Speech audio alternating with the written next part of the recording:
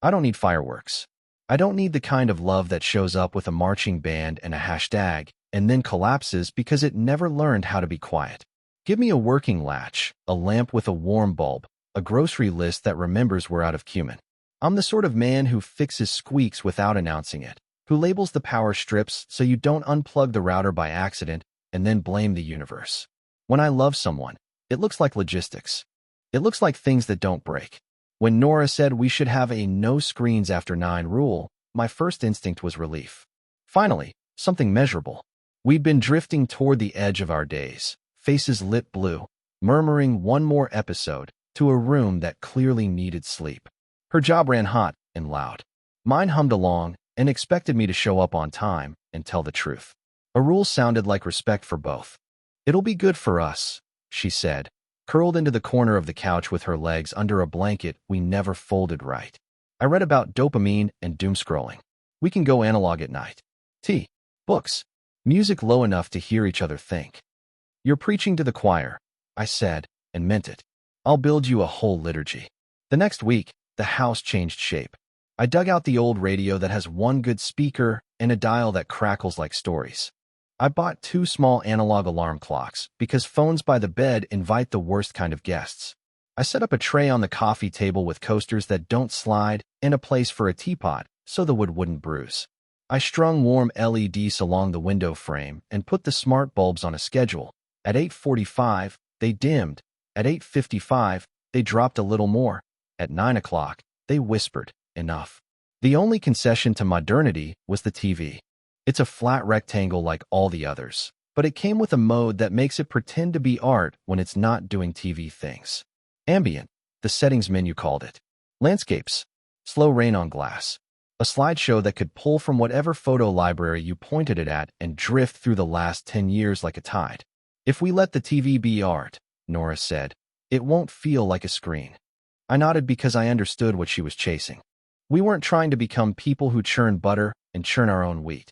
We just wanted the nights to stop tackling us from behind. I connected the TV to our shared photos. I'm good at this sort of thing, the part of love that looks like wiring and passwords. I created a home album and filled it with quiet pictures. Our first apartment with the crooked shelf we had to pretend was charming. The day we finally bought a couch that forgave naps. The plant that refused to die and then suddenly decided it wanted to live. I added a few from when we were younger and didn't know how to pose. The cliques where you can see surprise living in our faces. We tried the new ritual on a Tuesday. At 8:50 the house softened. Nora brewed mint tea and I put on a record that sounded like a movie deciding not to happen. The TV showed our kitchen from 5 years ago, then our shoes lined up by the door like civil citizens, then Nora blowing out candles on a cake too big for 2 people. She laughed at the way she used to wear her hair. I remembered the sound. It made the room feel like permission. The phone jar, an actual ceramic jar with a lid, lived on the shelf by the door. At 9 o'clock, we dropped our phones in like children putting coins in a collection plate. The first week, we cheated once. Nora craned stealthily at the simmering lid like a cat, then giggled because the jar is not a safe, and we are not burglars. The second week, we didn't cheat at all. Something in us agreed to the quiet. Our days learned new steps. I set the lights and timers and updated the router so nothing would start yelling for attention at 9:03. Nora put a woven throw over the TV remote like it was a birdcage that needed to be taught when the sun goes down. We sat with books and sometimes read the same paragraph twice so we could talk about it. She did crosswords in pencil and flipped the eraser over in her fingers when a clue made her mad.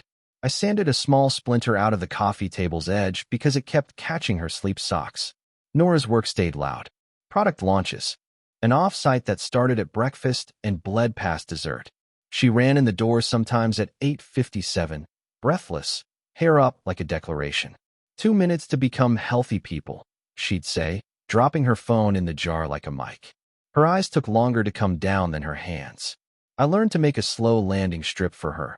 Tea, music, a sentence about my day that began somewhere small enough to step on. She began a Wednesday night yoga class. Gentle, she said, pressing her palm to the middle of my chest with a smile, teasing my default setting. You'd hate it. I'd love your version of hating it, I said. I got used to her leaving at 6:30 with a mat slung over her shoulder like a roll of intentions. She came home glowing and quiet. On the nights she had class, I'd do the dishes early and let the TV drift through home. Sometimes I'd tag new photos on my laptop, tiny moments you miss unless you live with someone and pay attention. The way she tucks her hair when she's talking to herself, the half smile she makes when she likes her own joke. A month in, she added digital detox weekends. It's exactly what you think. Off the grid for 2 days at a cabin by a small lake with women from her yoga studio. No reception, she said, giddy in that way people get when they're excited about the pain they're choosing. We'll write in notebooks. We'll sit by a fire. We'll drink tea we can't pronounce. You had me at writing in notebooks, I said. I packed her snacks and let her borrow my good flashlight that doesn't lie about batteries. I didn't get the kind of man who bans someone he loves from going to the woods. I waved at the car until the taillights changed their mind about being red and went away. Nights without Nora were simple.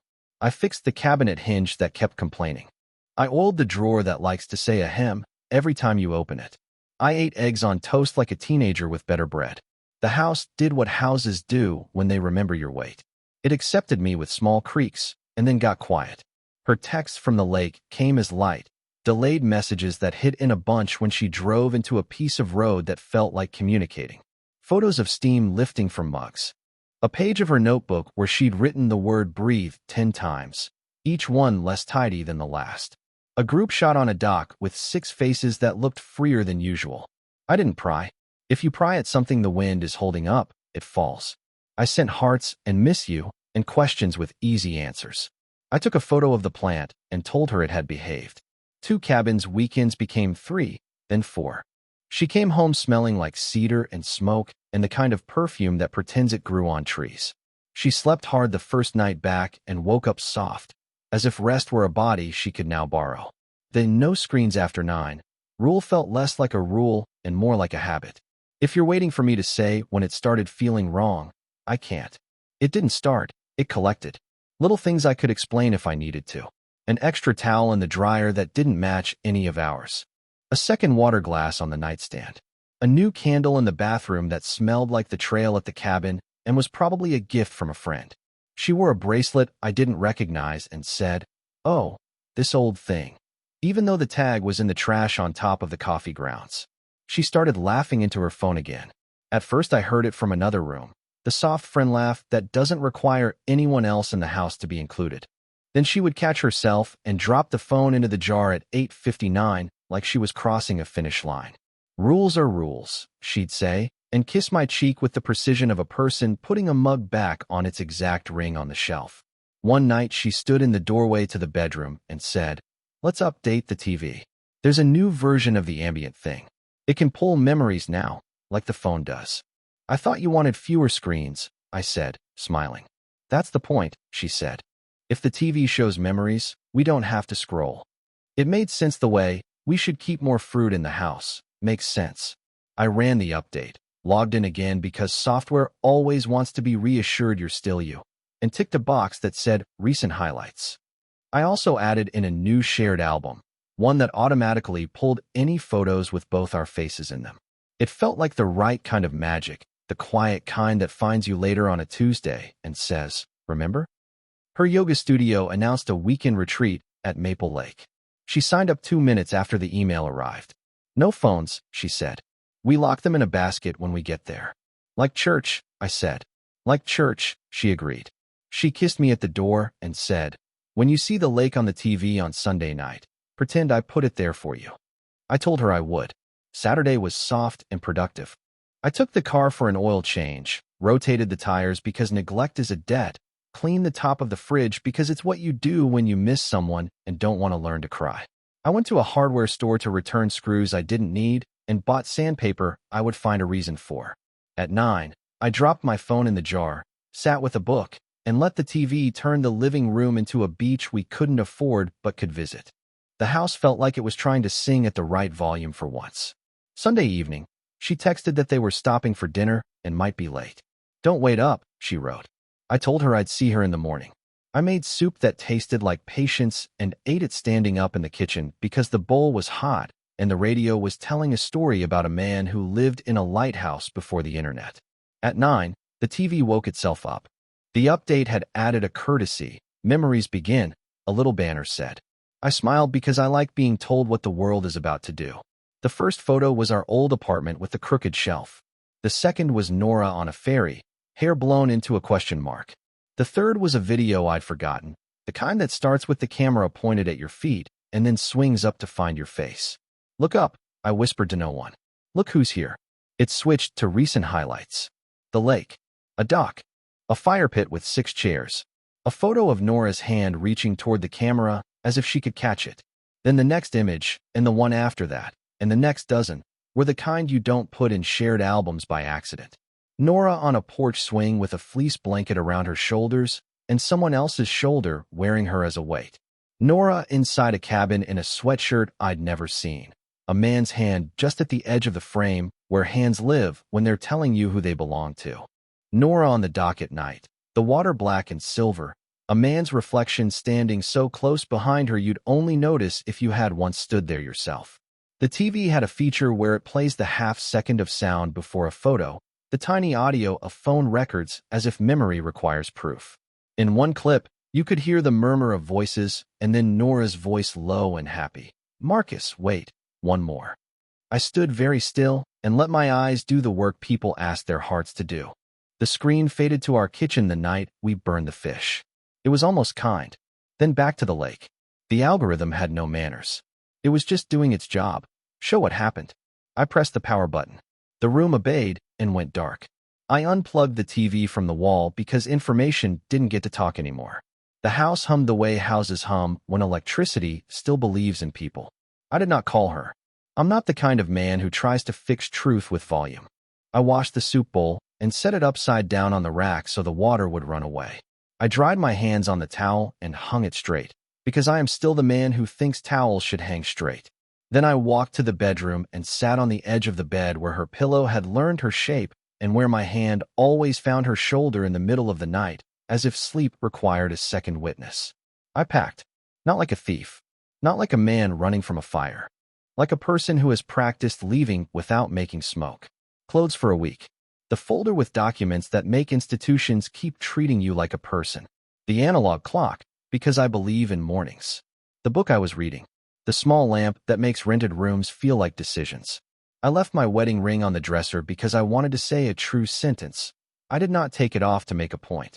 I took it off because the weight felt like someone pushing on a bruise. I wrote a note because ghosts are for haunted houses, not for kitchens. N.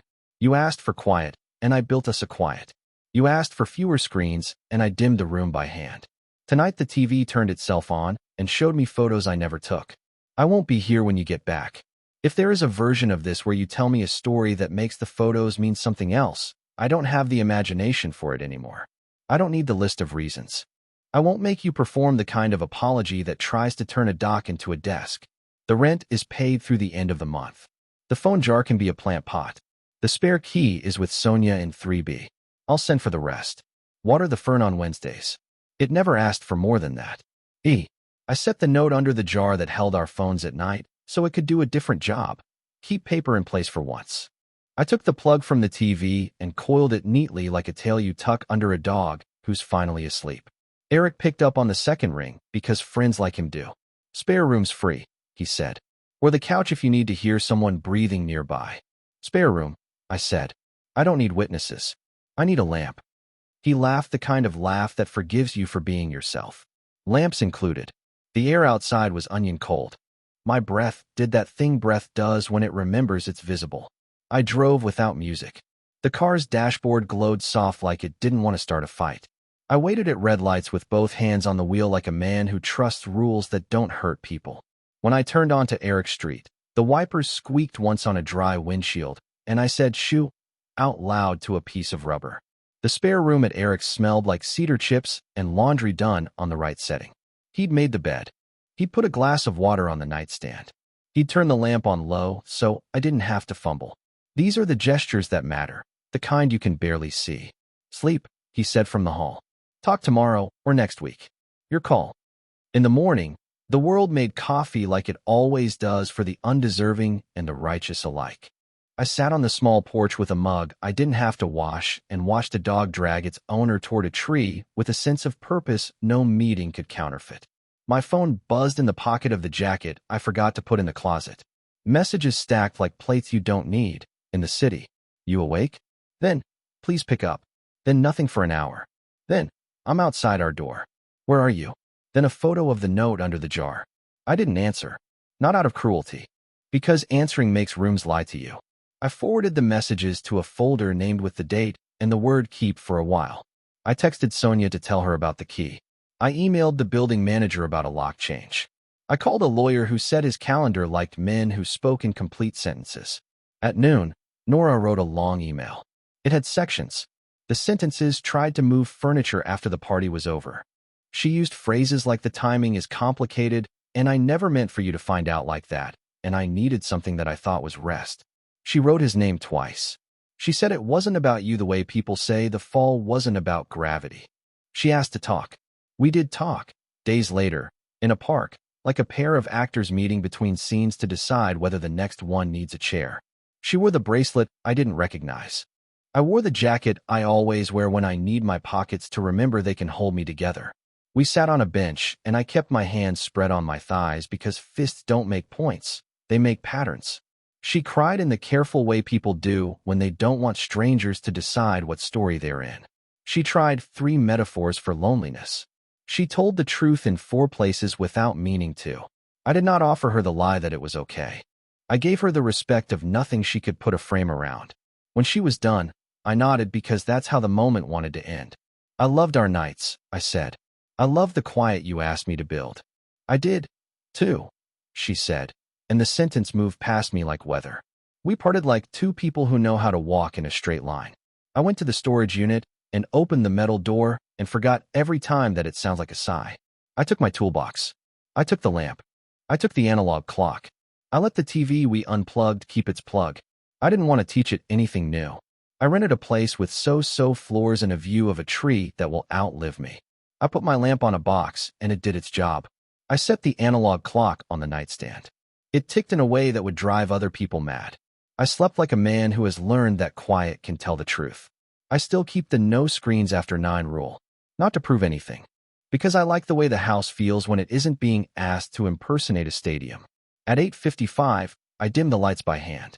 At 9, I put my phone on the kitchen counter and let it learn how to be alone. Sometimes I put on the old radio and find the weather report read by a man who has been doing it for 30 years and still sounds surprised when the rain arrives early. Every now and then, I think about that TV and the way it turned itself on like a well-meaning usher. I don't hate it. You can't hate a thing for being honest. That night, it didn't ruin anything. It simply refused to let a lie sit where art was supposed to be. If you came over now and asked me why I'm fine, I wouldn't give you a list of the things I don't miss. I'd pour you tea and point at the analog clock and say, that's the whole trick. Not the absence of screens, the presence of decisions. The kind where you say, we're done for tonight, and then you keep your word. The night the TV showed me what it showed me, I didn't throw anything. I didn't shout. I didn't break the rule. I put the house to bed. Then I left. That's the part I'm proud of. Not the leaving. The putting to bed. The quiet. The kind of calm that says, even when someone else forgets, I remember how to be good to a room. And to myself.